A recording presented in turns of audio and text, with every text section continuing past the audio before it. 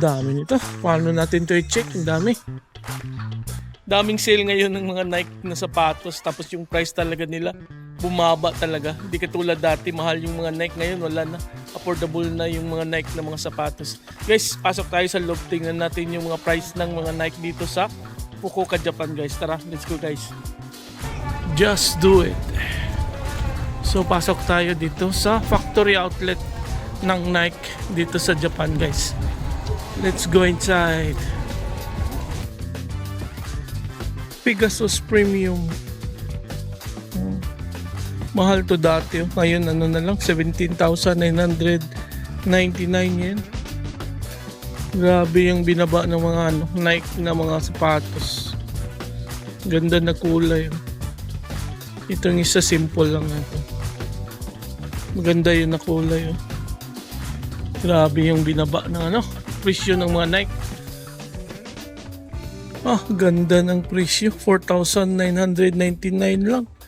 1,000 pesos na lang to. Ganda ng forma niyo. Pang daily use lang to siya. Nike SB. Mura. Grabe. 4,000 lang. 1,000 pesos lang. Yan, mga 1,000 pesos lang yan. Ito medyo maganda to. Ano to siya? Nike Ava Rover. Ganda to siya na sapatos. 10,599. So, ano din to siya? 4,000 pesos naman to siya. Ganda ng forma niya. Yan, sarap nito pang lakad-lakad. Ganda ng forma niya. Grabe yung sapatos, ang dami. Ito. Ganda siya, 11,599 Nike Air Max Plus. Ganda ng forma niya.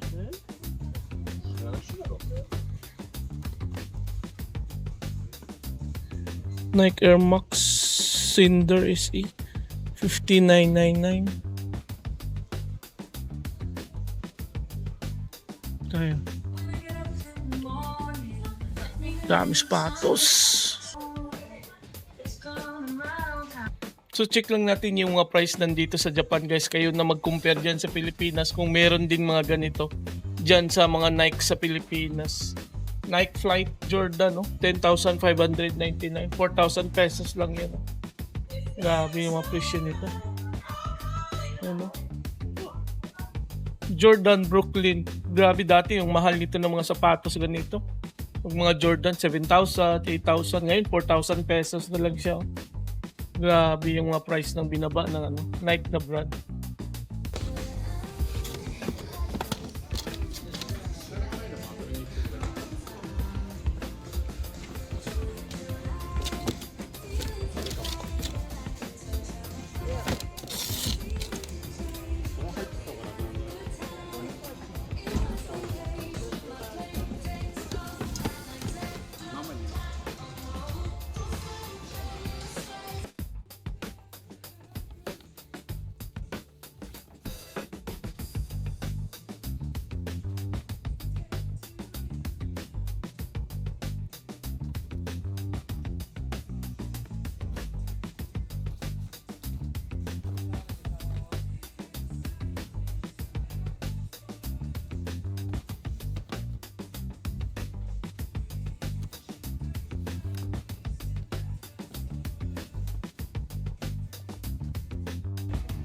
Meron din palang na nakasulat Nike Refurbish dito sa factory. Like new siya. 9,000 yen. Ito, bago to siya na Jordan, Parang bago lang talaga siya, like new one. Bakit kaya to? Refurbish na nakalagay niya. Kaya mura yung price nila. Parang bumili ka rin ng brand new. Meron din pala mga ganito dito sa factory. Okay na to. Save na din to. Ganda, 3,000 pesos. Parang bago lang siya. Ganda ng kulay niya. Ganda suotin, Ganda sa paa niya. Sulit to. Meron nga siya. Nike refurbished nakasulat to. Itong section na to. Mga refurbished siya. Just like new nakalagay oh. Ganda ng mga condition. Tingnan mo, parang bago lang siya. Kung kulang yung budget mo, low budget ka dito ka sa mga refurbish. Parang yung mga cellphone na mga refurbish. Mura na to sila ng mga price. Ganito, 9,000 3,000 pesos. Yan Ito tayo doon sa Grabe naman to na kulay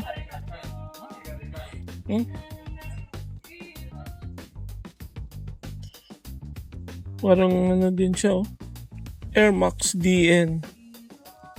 Grabe na kulay siya. 19,999. Medyo mahal siya konti. Bago yata ito na model.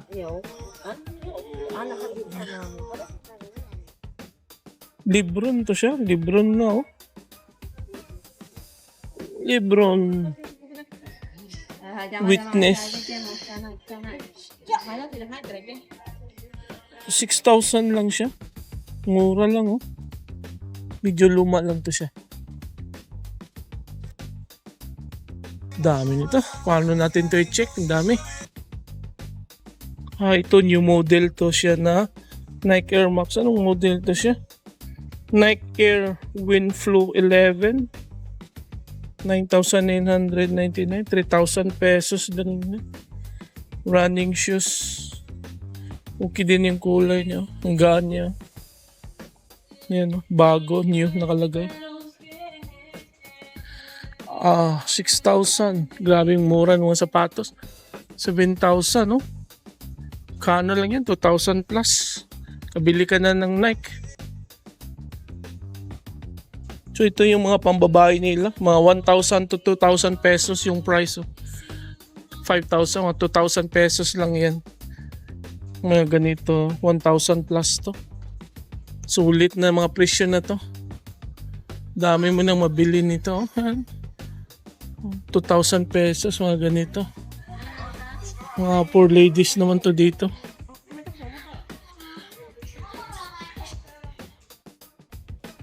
Pink 8,000. Mga 3,000 pesos. Max DN, Air Max DN. Ganda ng kulay niya. Mga pang ladies na to dito.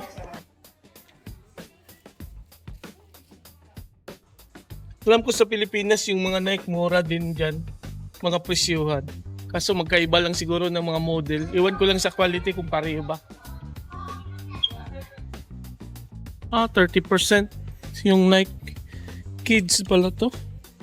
Ganda ng mga jogging pants Magkano ito? 3,900. 1,000 pesos. Ganda ng Nike na shirt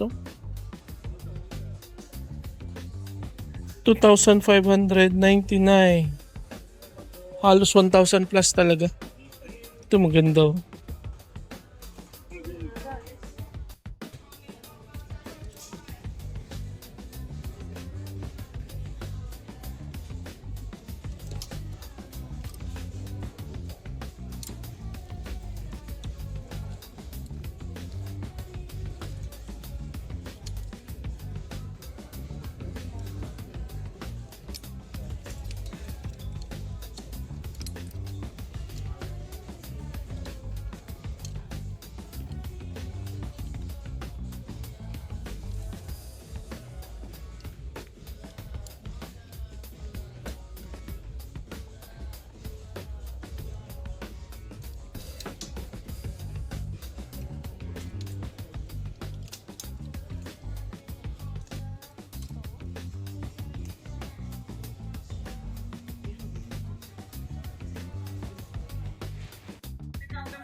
Yung mga price nila may 30% off pa yan. So bawasan pa yan ng 30%.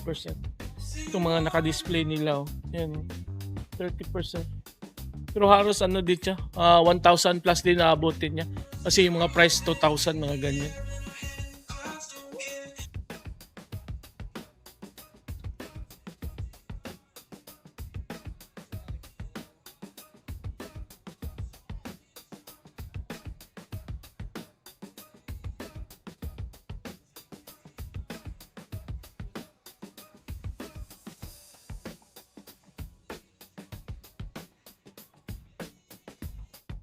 Tag 2,000 plus na mga Jordan. Grabe.